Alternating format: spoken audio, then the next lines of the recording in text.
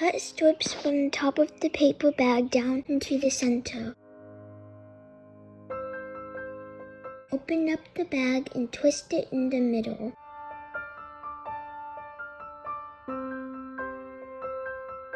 Take 1 or 2 strips and twist it to form branches. Next, wrap tissue grass around the tip of the pencil. Add a dot of glue and stick it to a tree branch.